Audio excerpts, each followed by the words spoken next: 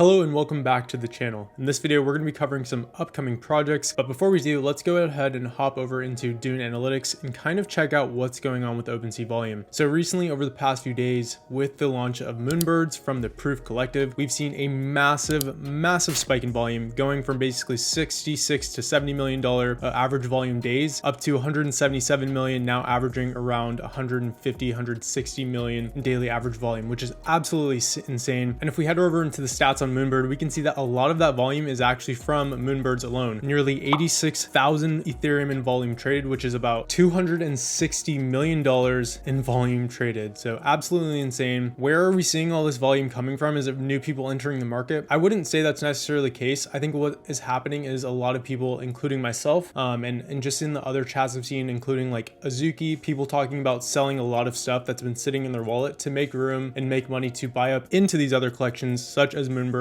which is why we are seeing Moonbirds go to the moon. A lot of people are liquidating their other assets, things that maybe they don't value as much, to get in collections like this. And that is kind of where the new influx of volume is coming from. It's really just getting recirculated from one end of the market to the other end, selling one thing to put it into something else. So at the moment, we are seeing a lot of volume. I'm not sure if this is going to be maintained. Hopefully it does, especially now that taxes are over. People are going to be getting their tax returns, but there's a lot happening in the market right now. A lot of things are pumping. Again, in my opinion, it's just a lot of recirculation. And of course, new people are for sure entering the market. Now, with that being said, before we hop into the projects in today's video, make sure to like, subscribe, turn on those post notifications, and let's hop right in. All right, so the first project that I want to talk about is called BF Party. I'm pretty sure I talked about this project a while ago, but they have grown significantly. This project is by Nano Bushido, aka Agent JHC on Twitter, which is one of the co-founders of Nanoverse. Nanoverse, of course, owning NanoPass, which last time I checked had a 4 ETH floor. The co-founder of NanoPass is the one working on this game. And at first glance, going over to the website, I thought that this looked really cool. I thought that the art style looked really good. It kind of matched with the PXN vibes, the Nanoverse ecosystem, although it doesn't really have anything to do with one another. I kind of got the same vibes, and I thought that their art looked really cool, and was like, okay, yeah, this is pretty cool. But what really got my attention is when I was able to hop on a call with Bushido himself, and essentially he broke down the vision for the game, so this is going to be a battle royale game. And the way he broke it down seriously surprised me, because most people have not played this game that I'm about to talk about. It is called Rumble Fighters. It is basically a battle royale. I think it's technically a 3D game, and you can like roam around. There's like 20 people on a map, and you're basically just fighting, and you try to become the last person standing. So basically his goal is to build a much better version of Rumble Fighters. And I played Rumble Fighters like 12 or 13 years ago, and I was around 11 years old, and it was a really good game. It was one of my favorite games. And essentially what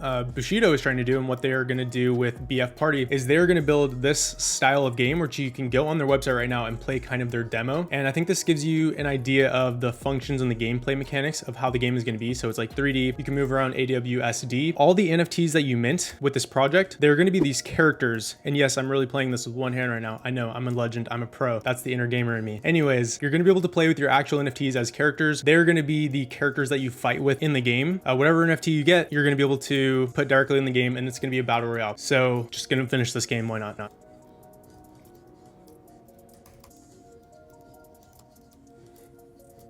All right, I think you guys get the point. I'm gonna go ahead and die. That is kind of the demo of what the game is gonna be when they actually launch the full scale game, going into like a 3D type battle royale game mode. And Bushido told me for the most part, all of the people working on this game are in-house. Some of the things they have outsourced because they are working on a lot, especially developing a game. And a game with this level and quality movement system and graphics, it takes a lot of expertise. It takes a lot of time. So they do have some outside people working on it, but most of the people are on the actual team. So hopping into their Discord really quick, thing that I like the most, besides the fact that Bushido is an avid gamer and kind of has that understanding, that vision, because he is a gamer, bringing it into this, is that, again, as I showed you that preview, a lot of the game has already been developed and is already in development pre-mint. And I'm super bullish on projects that do that, because they're not trying to raise money and then build later. Instead, they're already building first and allowing you to see what they're about and what they are creating, which gives you a better understanding of what you're investing in and if it's worth the hold. Bushido also explained to me, so up here, black market, you can't yet click that. I believe that that is going to be an eventual marketplace where you own tokens from battling, and you're going to be able to upgrade the cosmetics of your character. It's not going to affect the actual attributes like strength or speed or anything like that. It's purely cosmetic. Think of playing something like Fortnite. You can buy new skins, you can get whatever you want. It doesn't affect the actual gameplay, but of course it makes the player, you, feel better about the game that you are playing. So that's pretty much BF Party in a nutshell. They've got a lot of exciting things, and after talking to Bushido, I'm much more excited and bullish on this project now that I understand what it is, and knowing that it is going to be something like a more advanced modern version of Rumble Fighters